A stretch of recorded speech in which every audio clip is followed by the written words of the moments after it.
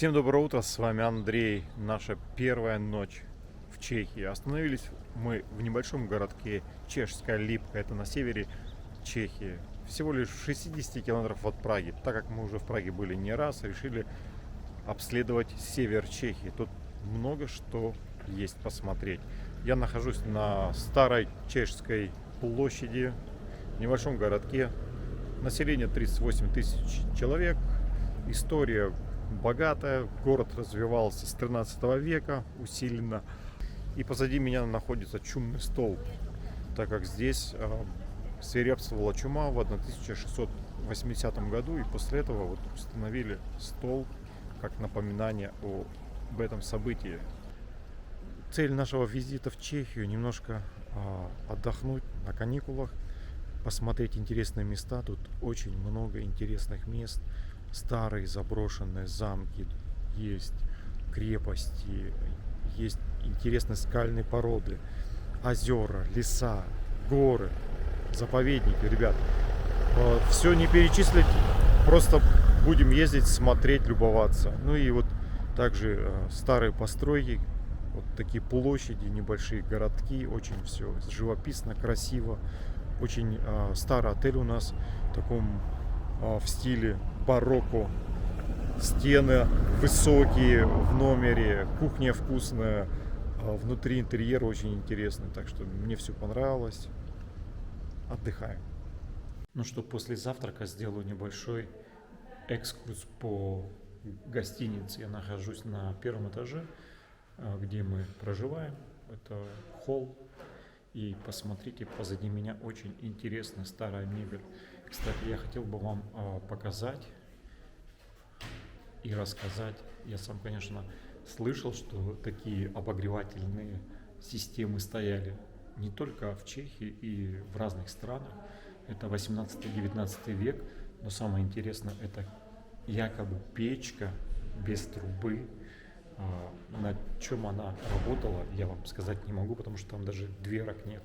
Ну, немножко давайте я расскажу теории заговора, что якобы такие печи работали на радии.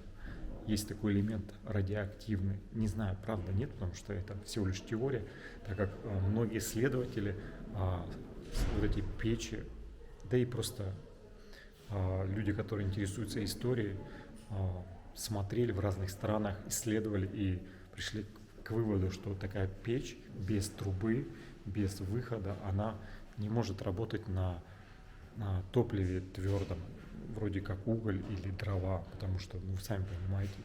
И вот я такую печь сам увидел, но это не может быть какой-то элемент ради декорации, потому что это очень тяжелый, металлический, возможно, даже чугун.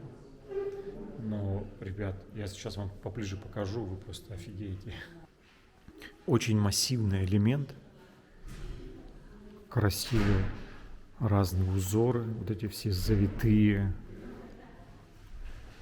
декоративные элементы, но я не вижу, чтобы здесь какая-то дверца была для чего-то, чтобы можно было внутрь вроде как печки. Ну, нет, ребят.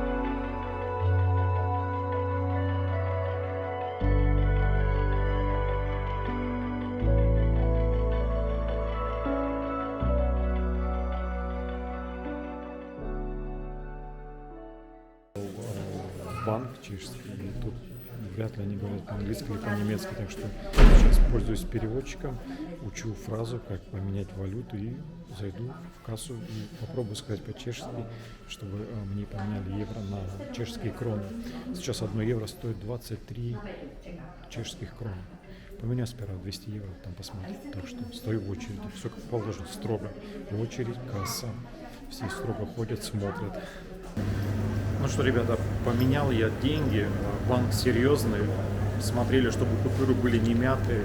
После того, как купюры проверили на глаз, чтобы они все ровненькие были, пустили через автомат, который проверяет на подлинность купюр. Подписал я бумагу, показал паспорт, дали мне чешские кроны. Ну и теперь можно зайти в местные кафе и заказать себе крепкую чашечку кофе. Так как у меня теперь есть чешские кроны, я могу спокойно сходить и попить вкусный кофе. Все цены указаны в чешских кронах, если что. А вот местные ватрушки сами пекут. Вкусно очень выглядит. Аж захотелось попробовать, хотя буквально часа два назад я завтракал. Ну вот это точно с яблоком. Штрудель вкусный.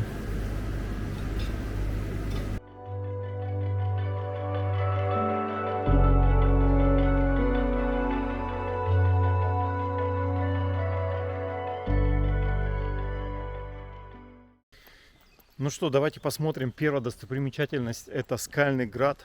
Здесь среди относительной равнины есть небольшие горы. И вот буквально откуда ни возьмись выросла вот такая скала, круглая по форме.